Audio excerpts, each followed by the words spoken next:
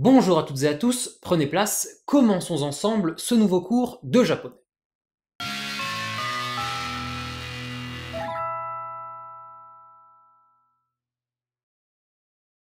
La particule que l'on va étudier aujourd'hui est la particule yori, qui s'écrit comme ça avec deux hiragana, comme c'était le cas pour kara et made. Il s'agit de la particule de deux choses différentes. La première chose, c'est que tout comme kara, elle permet de préciser dans une phrase le point de départ. Aujourd'hui, la particule du point de départ principal, c'est kara. Yoli, on va surtout l'utiliser dans un style soutenu pour être un peu plus poli quand on a besoin de l'être. Mais bon, très clairement, c'est exactement la même utilisation pour le point de départ. C'est surtout la deuxième utilisation de la particule yori qui va nous intéresser le plus. Cette deuxième fonction, c'est d'indiquer dans une phrase la base pour une comparaison. On va faire plein de comparaisons, on verra ça en détail tout à l'heure. Mais bon, on va juste avant ça s'attarder très rapidement sur yori en tant que point de départ. Ça va être très rapide, vous allez voir. C'est exactement comme kara. C'est-à-dire que c'est le point de départ, aussi bien spatial que temporel, et la seule différence, c'est que ça a un côté un peu formel, un peu poli. C'est notamment ce qui va être utilisé dans des programmes télé ou pour donner l'heure de début d'un événement. Donc on est un peu poli envers le public qui va venir regarder un peu le spectacle. Je vous donne un exemple. Le film commence à 6 heures. Bah, avant, on faisait Egawa Rokuji kara hajimaru, avec la particule kara, et tout se passait bien. Bah, ici, c'est exactement pareil. Si je mets Egawa Rokuji yori hajimaru, rien ne change, sinon que bah, la phrase est un peu plus polie. Là, vous allez me demander, alors du coup, est-ce qu'il faudrait pas mettre le verbe à la forme polie? On peut, c'est pas obligatoire. En fait, la forme polie qu'on met sur les verbes, c'est quelque chose de différent, mais on verra ça plus tard lorsqu'on s'y attardera dans un cours consacré. Et puis, bien sûr, la particule yori, pour dire à partir de, s'utilise également avec la particule made. Je vous donne un exemple. Je vais de Kyoto à Tokyo en bus, ça on sait faire. Watashi wa bus de Kyoto kara Tokyo made iku. Bah, encore une fois, je peux très bien remplacer la particule kara par la particule yori. Ça ne change rien au sens, sinon que, bah, encore une fois, c'est un petit peu plus soutenu comme style de langage. Bon, ça, j'en parle pas plus. C'est franchement facile. Enfin, il n'y a rien de. Vous choisissez l'une ou l'autre, celle que j'utilise le plus, je vous l'ai dit, hein, c'est kara. Hein. Yori, ça s'utilise surtout ouais, dans les programmes télé, ce genre de choses, quand on vous dit tel animé commence à 9 h du matin, pour ceux qui regardent Dragon Ball Super le dimanche matin. Allez, on passe à la deuxième utilisation, et là, accrochez-vous, les choses deviennent sérieuses. La particule yori va servir de base de comparaison. En français, ça va être par rapport à, comparé à, ce genre de choses. On va y aller progressivement, je vous donne des exemples. Moi, je veux dire tout simplement, les chevaux mangent des fleurs. Pas de problème. Umawa hanao taberu. Si je veux préciser, les chevaux mangent des fleurs plutôt que de la viande. Ah, ici, je dis qu'ils mangent des fleurs, mais je le compare à la viande qu'ils ne mangent pas. Pour ça, on va utiliser la particule yori. Umawa, niku yori, hana o taberu. En mettant ici niku yori, je dis qu'ils mangent des fleurs, mais plutôt que de la viande. Il y a cette idée de comparaison.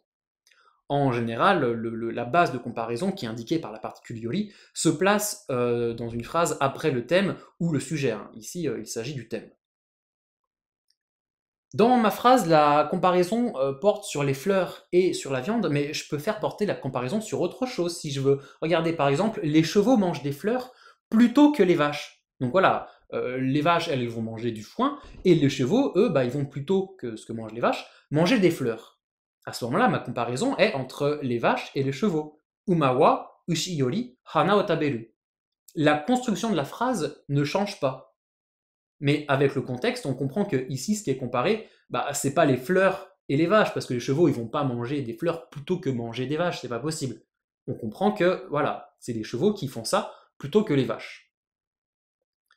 Je vais creuser un peu. Si je veux dire, les chevaux mangent plus de fleurs que les vaches. Donc, ici, la nuance est différente. Dans la phrase précédente, je disais que les chevaux mangeaient les fleurs et les vaches pas. Dans cette nouvelle phrase, les deux mangent des fleurs, mais les chevaux en mangent plus que les vaches. La nuance est sur la quantité. La phrase va être la même. Umawa ushi yori hana o taberu, mais on va rajouter ici, juste avant le verbe, yoku, qui va indiquer la nuance sur la quantité, la fréquence. Et ce mot yoku, on va beaucoup le retrouver lorsqu'il va s'agir de comparaison, pour voilà, indiquer l'idée qu'on le fait plus que quelqu'un d'autre.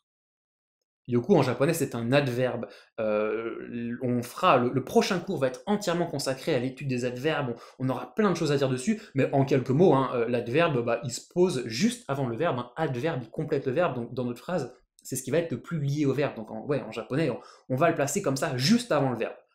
Mais bon, pour l'instant, on va pas trop réfléchir à ce qu'est un adverbe. On va utiliser yoku juste avant le verbe, et puis on sera content.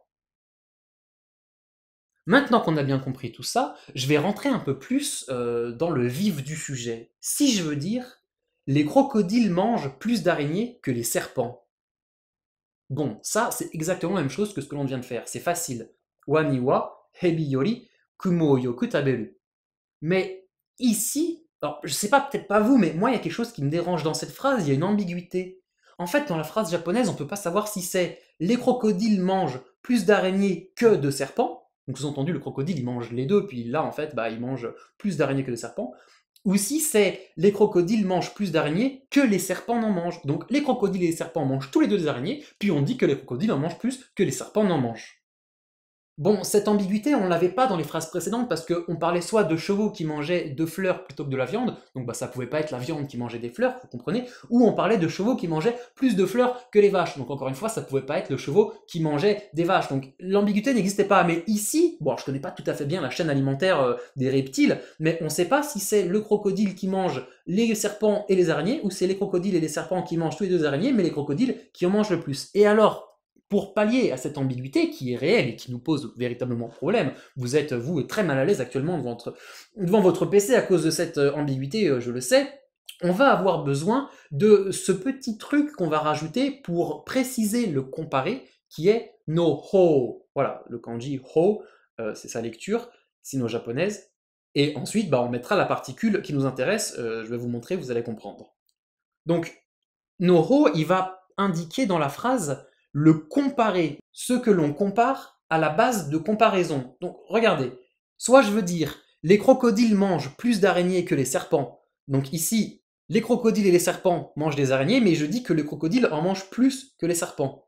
Et à ce moment-là, dans ma phrase, je vais indiquer que c'est crocodile qui est comparé au serpent. Ça ne sera plus wani wa, mais wani no ho ga. On ne peut pas mettre wani no ho wa, on est obligé de mettre ga pour justement insister sur le comparé. La particule ga permet d'insister. Et si je veux dire les crocodiles mangent plus d'araignées que de serpents, donc les crocodiles mangent les deux, mais ils mangent plus d'araignées que de serpents, ici ça va être l'araignée qui va être le comparé. Ça ne va plus être kumo o, mais kumo no ho o. Du coup voilà. La base de comparaison, c'est que quoi qu'il en soit, hebi. Mais dans un premier cas, c'est les crocodiles qui est le comparé, et dans le deuxième cas, ce sont les araignées. J'espère que vous comprenez bien ce no ho qui permet d'insister ainsi et de préciser contre une éventuelle ambiguïté sur ce qui est le comparé dans notre comparaison.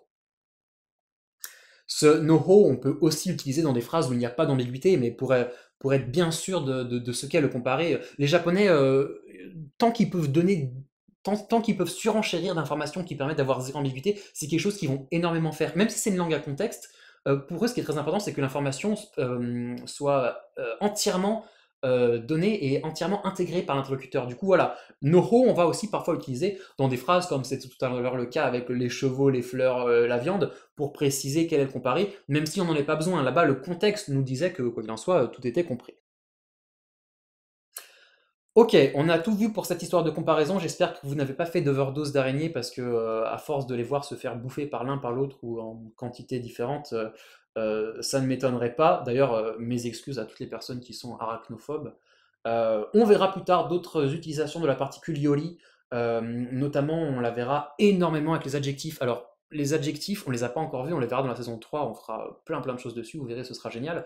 Et bien en fait, la particule yori va surtout être utilisée pour comparer des adjectifs, pour faire ce qu'on appelle en français le comparatif de supériorité. Le crocodile est plus grand, je postillonne, que le serpent est plus petit que le crocodile, etc. Donc là, on utilisera à fond la particule yori, et vous verrez, ce sera même beaucoup plus simple que tout ce que l'on vient de voir maintenant dans les exemples que l'on a utilisés avec des verbes. Ceci étant fait, je vous donne vos exercices. Comme d'habitude, vous avez des phrases de thème et de version dans lesquelles je vous fais utiliser la particule yoli comme point de départ et surtout comme base de comparaison.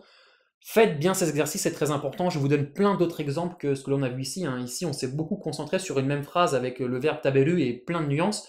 Donc vous allez avoir plein d'autres verbes, plein d'autres phrases. Donc encore une fois, j'insiste, faites ces exercices. Chers élèves, j'espère que ce cours de japonais vous a plu. Continuez de bien travailler, n'oubliez pas de vous abonner à la chaîne afin de ne manquer aucune leçon. Vous retrouvez toutes les actualités sur Facebook, sur Twitter. Quant à moi, je vous souhaite une bonne journée et je vous donne rendez-vous au prochain cours.